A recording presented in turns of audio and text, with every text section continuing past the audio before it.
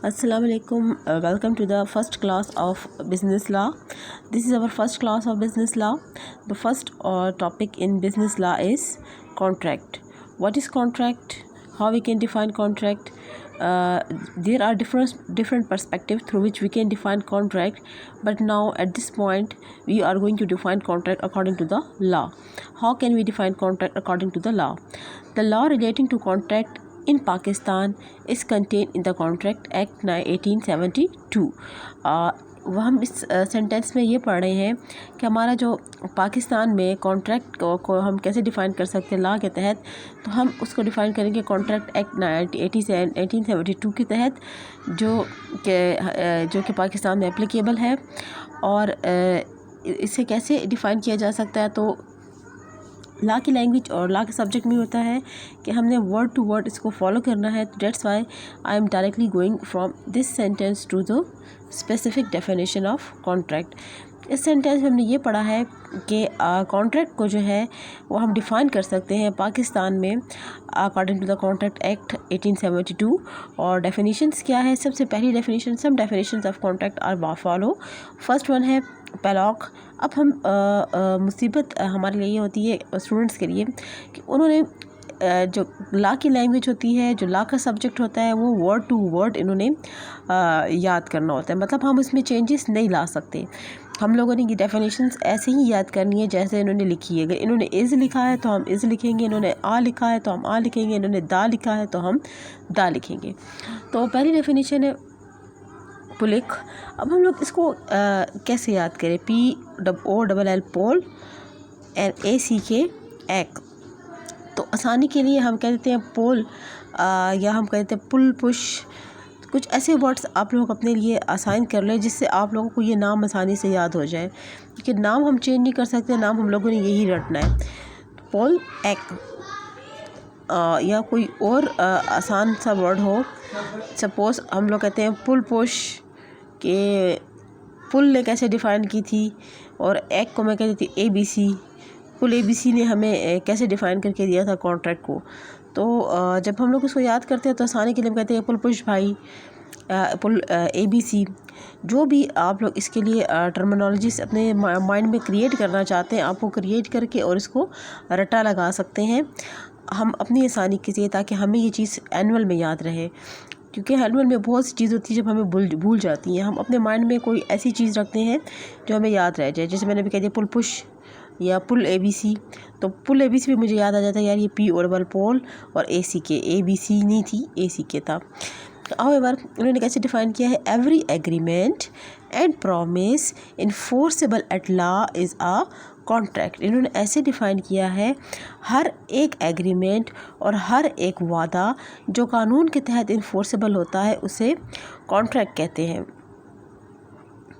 देखिए, every agreement, जो भी हम मुआहदा करते हैं, एंड प्रॉमिस, और जो हम वादे करते हैं जो कानून के तहत इन्फोर्सेबल, यानी कानून उसे मानता है, उसे हम क्या कहते हैं?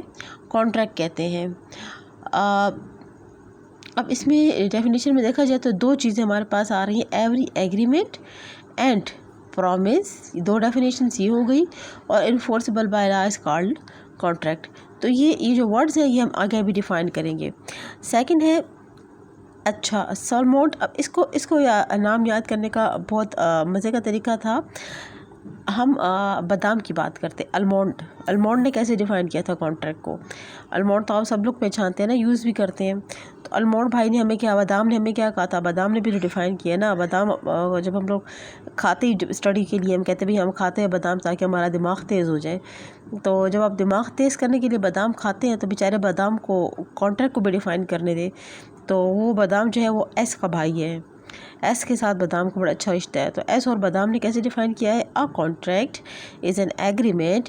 कॉन्ट्रैक्ट जो है वो एक तरह का मुआहदा है, क्रिएटिंग बनाता है, एंड डिफाइनिंग और डिफ़ाइन करता है obligation between the party. Obligation जिम्मेदारियाँ, पार्टीज़ के दरमियान जिम्मेदारियों को बनाता भी है। बट देखिए कॉन्ट्रैक्ट होता क्या है? डीलिंग है, लेन देन होता है। हम लोग जो मुआहदा कर लेते हैं कि मैं तुमसे ये लूँगा, तुम मुझे ये दोगे, ये हम इस स्पेसिफिक डेट पे ये काम करेंगे, आप उसके रिटर्न में मुझे ये दोगे। तो क्या कह रहा है कि कॉन्ट्रैक्ट एक तरह का मुआहदा है जिसमें हम लोग बनाते भी हैं और डिफ़ाइन भी करते हैं। डिफ़ाइन देखो बनते तो हैं ही, जिम्मेदारियाँ बन तो रही हैं, लेकिन डिफ़ाइन करने का मतलब है तमाम टर्म्स एंड कंडीशंस हम लोग डिसाइड करते हैं कब कहाँ पर क्या लेना देना है। तो creating and defining obligations between the party. आप लोग दोबारा मेरे साथ देखें। A contract is an agreement. क्या है? Contract is an agreement. Contract एक एग्रीमेंट है। दोबारा से देखिए, a contract is an agreement. Contract एक एग्रीमेंट है। क्रिएटिंग एंड डिफाइनिंग ऑब्लिगेशंस, जो ऑब्लिगेशंस को क्रिएट भी करता है और डिफाइन भी करता है। Creating and defining obligations between the parties. So a contract is an agreement creating and defining obligations between the parties. Next definition की तरफ मैं नहीं चाहती। बीइंग अ स्टूडेंट हम लोग ये 3 डेफिनेशंस भी याद कर ले तो it's more than enough. According to section 2H of contract act 1872 के section number 2 sub section H के तहत कॉन्ट्रैक्ट को कैसे डिफाइन किया गया है? An agreement enforceable by law is a contract. Simple, an agreement enforceable by law is a contract. अब ये वो स्पेसिफिक डेफिनेशन है जिसे कॉन्ट्रैक्ट एक्ट के तहत डिफ़ाइन किया गया है। तो इस स्पेसिफिक डेफिनेशन को डिटेल में देख लेते हैं। An agreement enforceable by law is a contract. An agreement enforceable by law is a contract. कोई भी एग्रीमेंट जो इन्फोर्सेबल बाय लॉ हो तो वो कॉन्ट्रैक्ट होता है। अब इस डेफिनेशन में कौन से ऐसे वर्ड है जिसको फर्दर डिफाइन करने की ज़रूरत है? तो एन एग्रीमेंट, फर्स्ट हमारा एग्रीमेंट किसे कहते हैं, और second one is enforceable by law किसे कहते हैं। और जो फर्स्ट डेफिनेशन हमें पुलपुश भाई ने बताई थी, पुल ABC ने, उसमें हम लोगों ने देखना था कि एग्रीमेंट किसे कहते हैं, प्रॉमिस किसे कहते हैं, इन्फोर्सेबल बाय लॉ किसे कहते हैं। तो ये सब वर्ड्स हम लोग आगे वन बाय वन डिफाइन करते जाएंगे। First of all, what is agreement? According to section 2 subsection E of contract act 1872, agreement क्या होता है? Every promise and every set of promises forming consideration for each other is an agreement. Every promise, हर एक वादा, and every set of promises, या वादे जो आपने अगले से प्रॉमिस किया हुआ है कि हाँ भाई हम आपको ये देंगे, आपसे ये लेंगे, या आपने अगले से वादे किए हुए हैं। वादा ये नहीं किया हुआ कि बस सिर्फ मैं आपको दूंगी, या मेरा वादा है कि मैं पहले गिफ्ट लाऊंगी। वादा है कि कुछ लेंगे और उसके बदले कुछ देंगे। तो every promise and every set of promises forming consideration for each other. Forming consideration कीमत होती है, यानी हम एक दूसरे को कुछ देंगे, एक दूसरे से कुछ लेंगे। इसमें ज़रूर हर एक के ऊपर कुछ ना कुछ रिस्पॉन्सिबिलिटी आएगा। कुछ एक बंदा कुछ लेगा और एक बंदा कुछ देगा, तो उसे क्या कहते हैं? उसे हम एग्रीमेंट कहते हैं। दोबारा से देख लें, section 2 subsection E, every promise, हर एक वादा, एवरी सेट ऑफ प्रोमिसेस, और वादे जो हम करते हैं, फॉर्मिंग कंसिडरेशन, जो हम एक दूसरे के ऊपर जिम्मेदारी बना रहे हैं कि आपने कुछ लेना है और कुछ देना है, तो इज़ एन एग्रीमेंट, उसे एग्रीमेंट कहते हैं। सेक्शन 2 सब सेक्शन B, अब हम कहते हैं कि यार आप जो कह रहे हो कि every promises and every set of promises, तो प्रॉमिस होता क्या है? तो सेक्शन 2 सब सेक्शन B में हम लोगों को कॉन्ट्रैक्ट एक्ट में प्रॉमिस डिफाइन किया गया है। When the person to whom the proposal is made, जब वो बंदा टू हुम, जिसको प्रपोजल दिया जाता है। प्रपोजल का मतलब है कि मैं आपको कोई ऑफ़र देती हूँ। ये भी हम इंशाल्लाह अपकमिंग लेक्चर्स में इसकी भी डेफिनेशन देखेंगे, ये प्रपोजल, ये ऑफ़र क्या होती है। लेकिन हम सिंपल लैंग्वेज में आपको ऑफ़र करती हूँ कि भाई ये बुक है, ये मैं आपको सेल आउट करना चाह रही हूँ। It's a proposal to you, I am proposing this book for sale, कि ये बुक मैं आपको सेल करना चाह रही हूँ 500 की। ये it's a proposal from me to you. So when the person to whom the proposal is made, जब when the person यानी आप, to whom, when the person, अब मैं आपकी बात कर रही हूँ कि वो बंदा to whom, जिसको proposal is made, proposal दिया जाता है, ठीक है, signifies his assent thereto, और वो इसके ऊपर अपनी रजामंदी दे देती है। मैं आपको प्रपोजल दे रही हूँ कि भैया आप ले लें, मैं आपको 500 की सेल करना चाहती हूँ। आप कहते हैं यार मैं एग्री हूँ, आई एम सिग्निफाइज, मैं ये परचेज़ करना चाहती हूँ। जब आप एग्री हैं और आप ये परचेज़ करना चाहती हैं, तो when the person to whom the proposal is made, वो बंदा जिसको आप प्रपोजल देते हो, सिग्निफाइज एसेंट देयर टू, वो अपनी रजामंदी इस पे दे देता है। The proposal is said to be accepted, ये प्रपोजल क्या हो गया? एक्सेप्टेड हो गया, आपने मान लिया। अब प्रपोजल व्हेन एक्सेप्टेड, और ये प्रपोजल जब आपने एक्सेप्ट कर लिया तो क्या बन जाता है? प्रॉमिस। ठीक है, ये क्या बन जाता है? ये प्रॉमिस बन जाता है।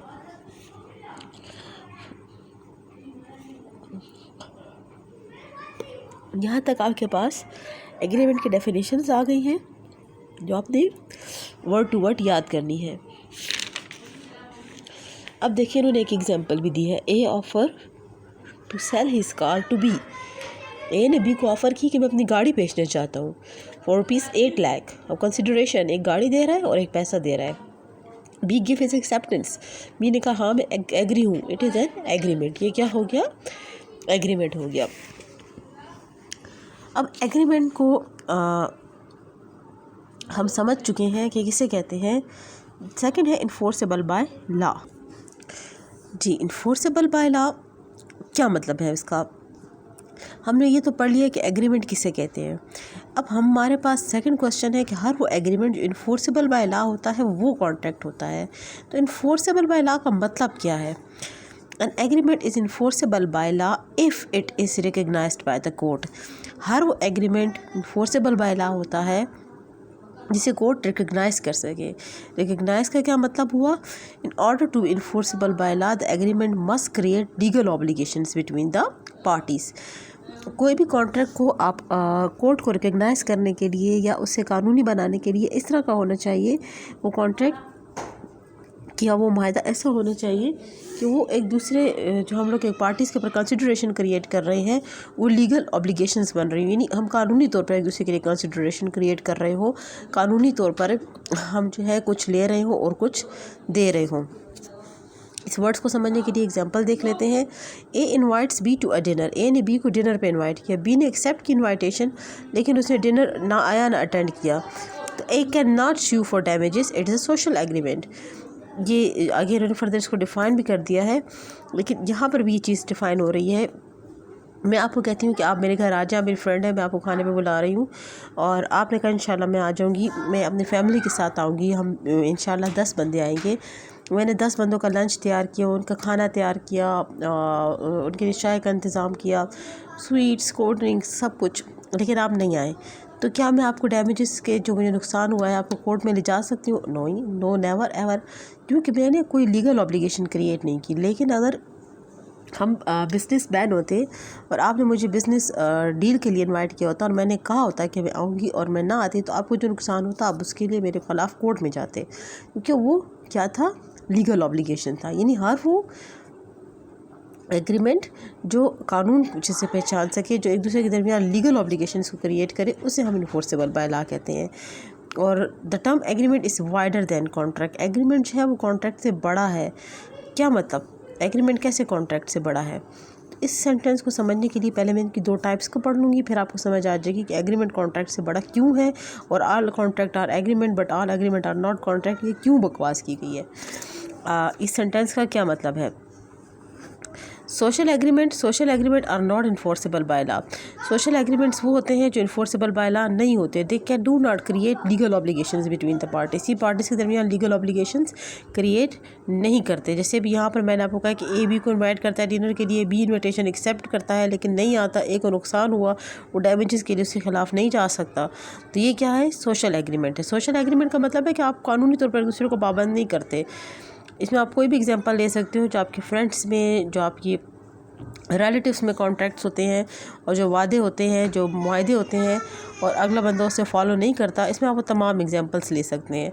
और लीगल एग्रीमेंट का मतलब है legal agreement are enforceable by law because they create legal obligations between the parties. ये इन्फोर्सेबल बाय लॉ होते हैं और पार्टीज़ के दरमियान लीगल ऑब्लिगेशंस को क्रिएट करते हैं। तो जब ये लीगल ऑब्लिगेशंस को क्रिएट करते हैं और आप कानूनी तौर पर इसके पाबंद हो जाते हैं, जैसे एग्जांपल देखते हैं, A promise to sell his car to B for ₹2 lakh. A ने वादा किया कि वो अपनी गाड़ी बी को बेचेगा 2 लाख की। ये क्या है? ये लीगल एग्रीमेंट है, क्योंकि इसमें लीगल ऑब्लिगेशंस क्रिएट हो गई हैं और यही एग्रीमेंट जो है ये कॉन्ट्रैक्ट कहलाता है। अब आते हैं इस स्पेसिफिक सेंटेंस की तरफ। ये बहुत इंपॉर्टेंट सेंटेंस है कि the term agreement is wider then a contract. Agreement जो है वो कॉन्ट्रैक्ट से बड़ा है। क्यों? क्योंकि एग्रीमेंट में सोशल भी आ रहा है और लीगल भी आ रहा है। आपके जो सोशल वादे होते हैं, जो आपके दोस्तानी के फ्रेंड्स में जो वादे होते हैं, जो वादे होते हैं, वो सब आते हैं, जबकि कॉन्ट्रैक्ट में सिर्फ़ और सिर्फ लीगल आता है। इसीलिए कह रहे हैं कि ऑल कॉन्ट्रैक्ट्स आर एग्रीमेंट। तमाम कॉन्ट्रैक्ट्स जो हैं वो एग्रीमेंट होते हैं, क्योंकि कॉन्ट्रैक्ट लीगल होते हैं, हम लोग कभी वैलिड कॉन्ट्रैक्ट के एसेंशियल्स पढ़ेंगे कि कौन सा कॉन्ट्रैक्ट वैलिड होता है, कौन सा सही है, कौन सा गलत है। तो कॉन्ट्रैक्ट बहुत स्पेसिफिक होते हैं, लीगल होते हैं, कुछ रिक्वायरमेंट्स के थ्रू होते हैं। लेकिन but all agreements are not contract, लेकिन तमाम एग्रीमेंट्स कॉन्ट्रैक्ट्स नहीं होते। ये जो कॉन्ट्रैक्ट्स है, ये एग्रीमेंट्स है, ये कॉन्ट्रैक्ट्स नहीं, ये सोशल एग्रीमेंट्स, जैसे मैं किसी सूरत कॉन्ट्रैक्ट नहीं बना सकती। तो दैट्स द स्पेसिफिक रीज़न। हो सकता है आपको एनुअल में इस तरह से क्वेश्चन दिया जाए, all contracts are agreement but all agreements are not contract, define in detail. तो फिर आपने सारा डिफाइन करना है कि कॉन्ट्रैक्ट की डेफिनेशन, कॉन्ट्रैक्ट के 2 पॉइंट्स, एग्रीमेंट किसे कहते हैं, एग्रीमेंट्स की 2 टाइप्स, क्यों बड़ा है, इस किस्म के क्वेश्चंस आ सकते हैं।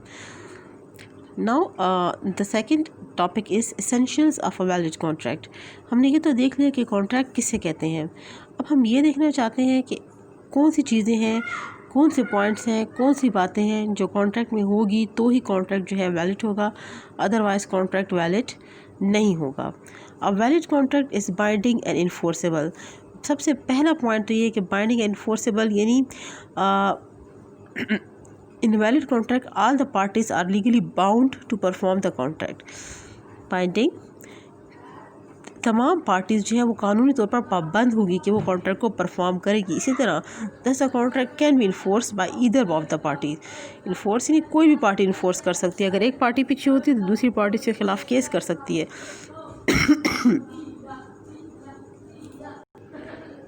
क्या कह रहे हैं, this contract can be enforceable by either if one party refuse to perform the contract. अगर एक पार्टी भी परफॉर्म करने से रिफ्यूज़ कर देती है तो दूसरी पार्टी के खिलाफ कोर्ट में जा सकती है। इस वजह से to be enforceable agreement must possess the essential. इसलिए ज़रूरी है कि किसी भी एग्रीमेंट को अगर आप कॉन्ट्रैक्ट बनाना चाहते हैं तो उसमें वैलिड कॉन्ट्रैक्ट के तमाम पॉइंट्स होने चाहिए। तो हमने जनरल डिस्कशन कर दी, यही बात, यही चीज़ें लॉ में जो की गई है उसको हमने इसी तरह वर्ड टू वर्ड अब याद करना है। According to section 10 of contract act of 1872 all agreements are contract. तमाम के तमाम एग्रीमेंट्स कॉन्ट्रैक्ट होते हैं इफ़ दे आर मेड, अगर वो बनते हैं बाय द, यहाँ तक आप लोग याद कर लें। देखिए, ऑल एग्रीमेंट्स आर कॉन्ट्रैक्ट, तमाम एग्रीमेंट्स कॉन्ट्रैक्ट होते हैं इफ़ दे आर मेड, अगर वो बनते हैं बाय द क्या, free consent of parties. Free consent of parties का क्या मतलब है भाई, यहाँ हम कर लेते हैं point number 1, free consent of parties. हम ये डेफिनेशन वर्ड टू वर्ड यहाँ से देखते जाएंगे। ठीक है, अभी देखिए ये याद कर ले, आर एग्रीमेंट्स आर कॉन्ट्रैक्ट्स, तमाम एग्रीमेंट कॉन्ट्रैक्ट होते हैं इफ़ दे आर मेड, अगर वो बनते हैं। All agreement are contract if they are made, read with me, all agreements are contract if they are made, all agreements are contract if they are made, all agreements are contract if they are made, all agreements are contract if they are made। ये तो याद हो गया ना। अब bye the क्या, free consent of parties. ठीक है, ये डेफिनेशन आपने वर्ड टू वर्ड याद करनी है, इसको रट्टा लगाना है, इसलिए मैं आपको बार बार कह रही हूँ। Free consent of parties, free consent of parties का क्या मतलब है, for a valid contract it is essential, valid contract के लिए बहुत ज़रूरी है that the consent of parties must be free, parties की जो रजामंदी है वो फ्री हो। कॉन्सेंट रजामंदी, फ्री का मतलब क्या है, आज़ाद हो, यानी consent is free when it is not obtained. रजामंदी उसी वक्त फ्री होती है जब हम इसे हासिल नहीं करते कॉर्शन, अनड्यू इन्फ्लुएंस, फ्रॉड, मिसरिप्रेजेंटेशन और मिस्टेक, यानी हम उसको यहाँ तक फुल स्टॉप, ज़ोर ज़बरदस्ती के साथ, ज़ोर, अनड्यू इन्फ्लुएंस, ज़्यादा दबाव डालना, फ्रॉड के ज़रिए, गलत रिप्रेजेंटेशन के ज़रिए या गलती से हम किसी की रजामंदी, ये काम अगर हम नहीं करते तो फिर इसका मतलब है पार्टीज़ की कॉन्सेंट फ्री है। क्या मतलब हुआ, A compels B to enter into a contract at gun point, A B को गन पॉइंट पर कॉन्ट्रैक्ट में इंटर करता है तो it is not a valid contract as the consent of B is not free. B की रजामंदी शामिल अभी नहीं है, बी ने अपनी मर्ज़ी से कॉन्ट्रैक्ट नहीं किया, उसे गन पॉइंट पे इंक्लूड किया गया है। तो अब दोबारा से आ जाओ, valid essential of valid contract means all agreements are contract if they are made by the free consent of party competent to contract, competent to contract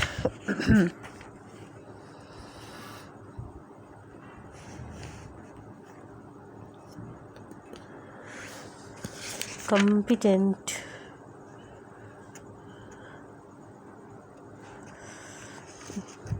ये रहा, competent to contract capacity of parties। क्या मतलब, वो agreement is enforceable if it is made by parties who are competent to contract. यानी इसका मतलब है agreement enforceable by law तभी होता है, इसको पॉइंट 2 में डाल सकते हैं, कि जब उन पार्टीज़ के दरमियान बनाया जाए जो कॉन्ट्रैक्ट के काबिल होती है। कॉम्पिटेंट का क्या मतलब है, कैसे काबिल होती हैं, क्या मतलब PhD की हो, स्कॉलर किया हो उन पार्टीज़ ने, या वो बहुत पढ़ी लिखी हो या बहुत अमीर हो, क्या रिक्वायरमेंट है। कॉम्पिटेंट का क्या मतलब, इतना तुम्हें समझ आ गई है कि एग्रीमेंट इन्फोर्सेबल बाय लॉ तभी बनता है जब पार्टीज कॉम्पिटेंट टू कॉन्ट्रैक्ट हो, कॉन्ट्रैक्ट के काबिल हो। इसका मतलब है in order to be competent to contract होने के लिए it is essential that parties are of the age of majority, कि पार्टीज़ की जो एज है वो मेजॉरिटी की हो, हैव साउंड माइंड, पागल ना हो, ठीक ठाक हो, and are not disqualify from the contracted by law, और लॉ ने उसको डिस्क्वालीफाई ना किया गया हो। यानी 3 चीज़ें होनी चाहिए, एक तो माइनर ना हो, साउंड माइंड होना चाहिए, और not disqualified by the contract law. अब जैसे कहते हैं M a person of unsound mind agree to sell his out to S for rupees 2 lakh. एक बंदा एम जो कि पागल था, उसने कहा कि मैं अपना घर 2 लाख पे बेच रहा हूँ, और उसको राज़ी है इसको बेचने के लिए। तो ये क्या है, ये कॉन्ट्रैक्ट वैलिड नहीं है, क्योंकि M is not competent to contract. M जो है वो कॉन्ट्रैक्ट में एंटर होने के काबिल नहीं है। A age 20 promise to sell his car to B for ₹3 lakh.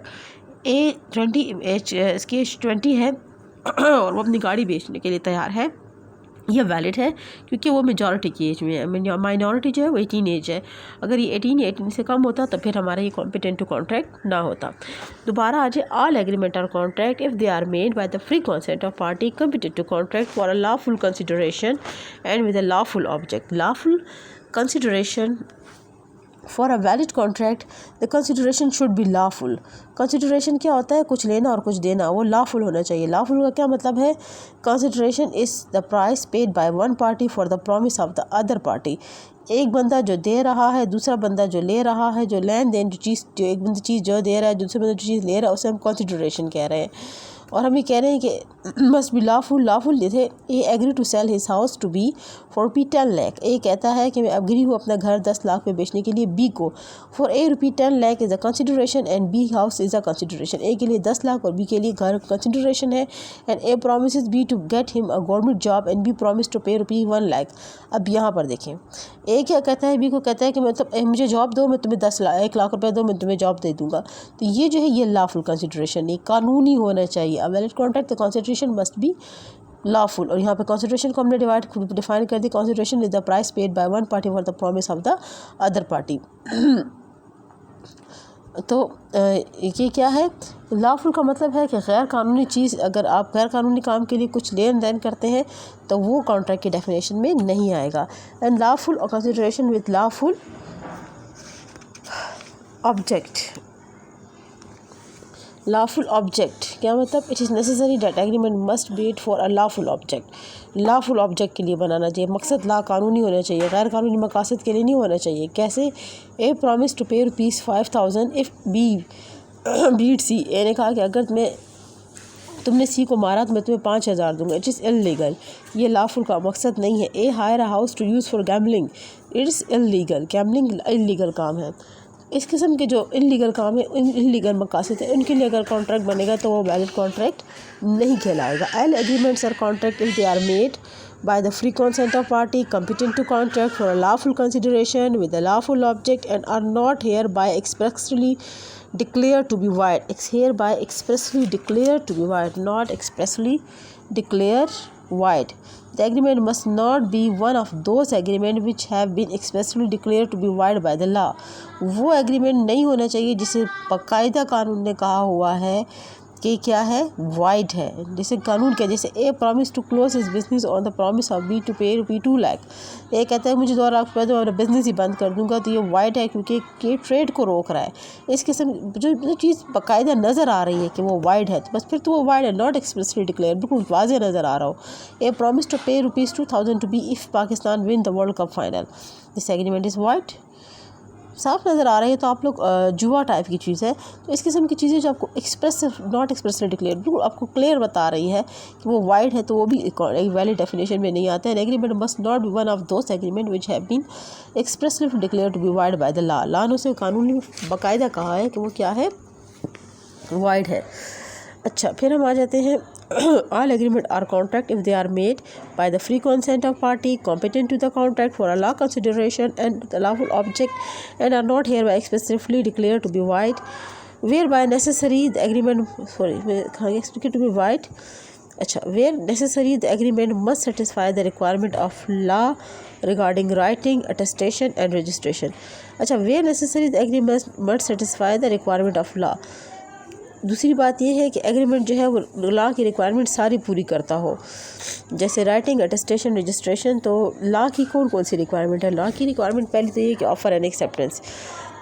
In order to form agreement बनने के लिए there must be a lawful offer by one party and a lawful acceptance of that offer by the other party. एक बंदा एक lawfully कुछ offer करेगा, दूसरा accept करेगा, तब भी जो है वो कॉन्ट्रैक्ट बनेगा, इसके बगैर तो वो बनता ही नहीं है। तो an offer to sell his cycle to B for P 2000, A ने बी को ऑफर की कि मैं अपनी साइकिल 2000 की बेचता हूँ। This is an offer if B accepts the offer, this an acceptance. अगर बी एक्सेप्ट करता है तो वो एक्सेप्टेंस बन जाती है। तो ये जो हम बात करें where by necessary the agreement must satisfy the requirement of law. ये रिक्वायरमेंट लॉ की requirement number 1 satisfy. Requirement number 2 law की क्या है? Legal obligations. The parties to an agreement must create legal obligations, कानूनी ऑब्लिगेशंस, यानी कानूनी तौर पर जो है वो वादे करें। जैसे A offer to sell his watch P for P 200, B agree to buy it is a contract as it create legal obligations.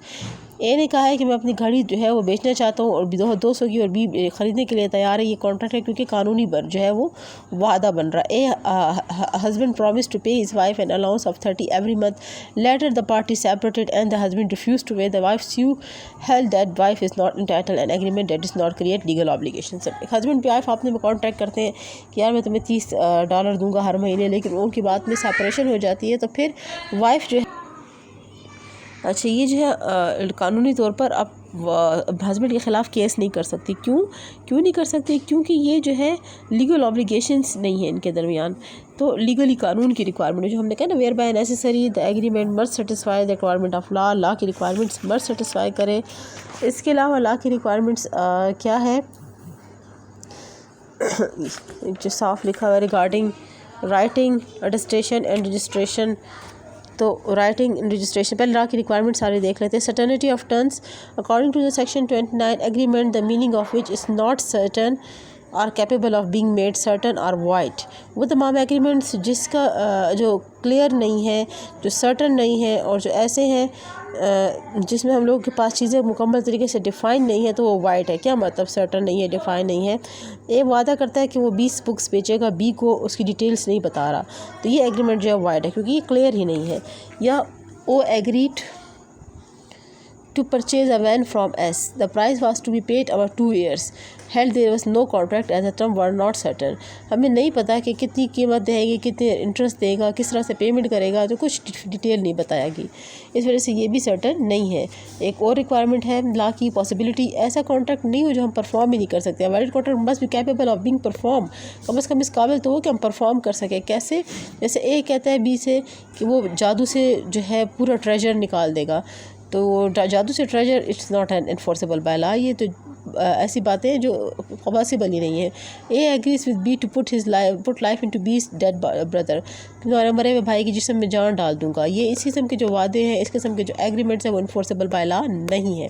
अब हम लोग दोबारा से आते हैं where necessary agreement must satisfy the requirement of law. हमने requirement of law देख ली, और कौन सी requirement of law regarding writing, attestation and registration. So writing, attestation and registration का मतलब क्या है कि a contract must be oral और इन राइटिंग, दोनों तरह से हो सकता है, but it is preferred that contract must be made in writing because it is easy to prove in court. बेहतर ये है कि रिटर्न में हो ताकि हम कोर्ट में उसको प्रूव कर सकें। It required by law a particular court, a contract must be in writing, signed, attested by witness and registered.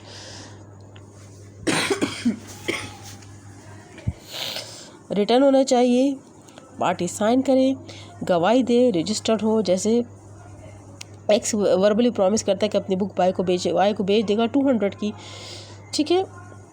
इसकी लिए वैलिड ज़रूरत नहीं है। अभी एक बुक है 200 रुपये की मैंने बेचनी है, और मैंने कहा मैं बेच दूँगा, आप मुझे 200 रुपये दे देना, ठीक है। अब इसमें जो है हमें ज़रूरत नहीं है रिटर्न की, क्योंकि 200 की बुक है और मैं इस पर स्टाम्प पेपर लूँ और ये सब कुछ, तो फिर इसकी ज़रूरत ही नहीं है। लेकिन A verbally promise to sell his house to B, then it is not a valid contract, क्योंकि इसमें लॉ में ज़रूरत है इसमें लिखाने की। तो दो तरह के होते हैं, ओरल भी होते हैं, रिटन भी होते हैं, लेकिन प्रेफर है कि रिटन होने चाहिए। ये कहाँ तक तो हमने डिटेल में स्टडी कर लिया कि कॉन्ट्रैक्ट क्या होते हैं, कॉन्ट्रैक्ट की एसेंशियल्स क्या होती हैं, कॉन्ट्रैक्ट क्या चीज़ें हैं, कौन से पॉइंट्स हैं जो कॉन्ट्रैक्ट में होने चाहिए। This is all about our lecture number 1। Lecture number 1 we have briefly discuss, summarize कर लेते हैं लेक्चर को,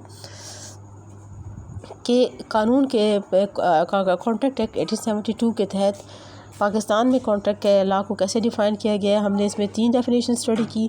उन 3 डेफिनेशन में फिर हमने देखा एग्रीमेंट किसे कहते हैं। एग्रीमेंट्स के बाद हमने देखा कि एग्रीमेंट्स के बाद इन्फोर्सेबल बाय लॉ किसे कहते हैं। फिर सोशल एग्रीमेंट्स होते हैं, लीगल एग्रीमेंट्स होते हैं। एग्रीमेंट्स का स्कोप ज़्यादा है, कॉन्ट्रैक्ट का कम है। वैलिड कॉन्ट्रैक्ट कौन सा होता है? All agreements are contract if they are made by the free consent of party competent to contract, lawful consideration with a lawful object, and not hereby expressly declared to be void. Where necessary, the agreement must satisfy the requirement of law regarding writing, attestation and registration. इन सब point को हमने 1 by 1 study किया। 1 2 3 4। अब इसको फिर अपने हिसाब से नंबर असाइन कर सकते हैं। 5 6 7 8 9 10। ये हमारे 10 क्या थे? Essentials of valid contract. It's our lecture number 1. The lecture number 2 भी inshallah is about kinds of contract.